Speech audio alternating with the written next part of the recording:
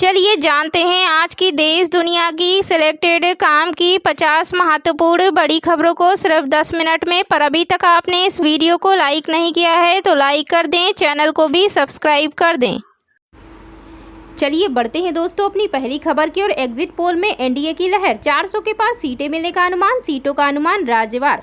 लोकसभा चुनाव 2024 के लिए हुए चुनाव में ज्यादातर एग्जिट पोल यानी मतदान पश्चात सर्वेक्षण में भाजपा और उसके नेतृत्व वाले राष्ट्रीय जनतांत्रिक गठबंधन यानी एनडीए के भारी बहुमत से लगातार तीसरी बार सत्ता में आने का अनुमान व्यक्त किया गया है और कांग्रेस तथा उसके सहयोगियों का इंडिया समूह कभी भी टक्कर में नहीं दिखाई दे रहा है। शनिवार को 7वें और अंतिम चरण का मतदान संपन्न होने के बाद टुडेज, चाणक्य और इंडिया टीवी इन दोनों के एग्जिट पोल में राजग को प्रधानमंत्री नरेंद्र मोदी के अनुमान के अनुसार 400 के पार सीटें मिलने का अनुमान व्यक्त किया गया है। खैर, आपके यहाँ किसकी सरकार बन सकती है हमें कमेंट बॉक्स में जरूर बताएं। चलिए बढ़ते हैं दोस्तों अपनी अगली खबर की ओर। मालदीव ने दिखाई फलस्तीन के प्रति एकजुटता। मुइज़्ज़ ने इजरायली नागरिकों पर लगाया प्रतिबंध। मालदीव ने गाजा पर हमले के विरोध में इजरायल के लोगों पर प्रतिबंध लगा दिया है। राष्ट्रपति मोहम्मद मुइज़्ज़ के कार्यालय ने शनिवार को ये जानकारी दी है।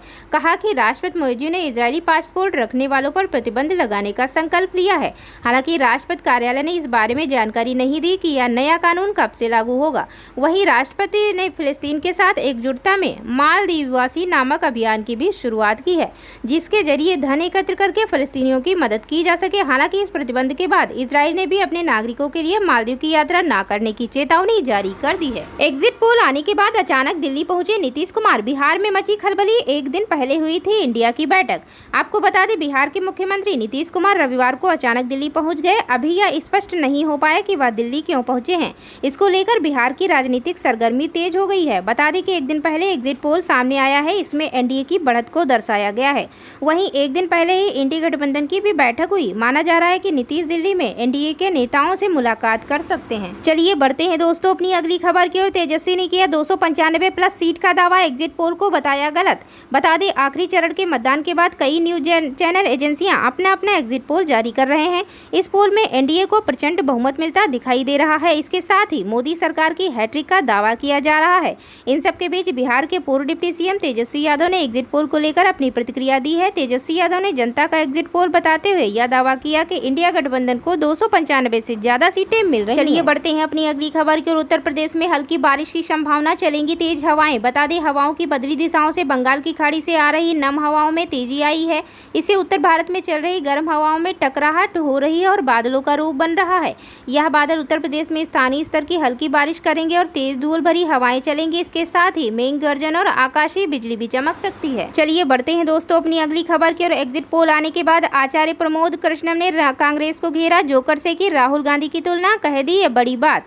बता दें, आचार्य प्रमोद कृष्णम ने 2 जून को कहा कि देश अब बहुत ही गंभीर राजनीति चाहता है, पर कांग्रेस पार्टी में अब भी अपरिपक्व लोग हैं।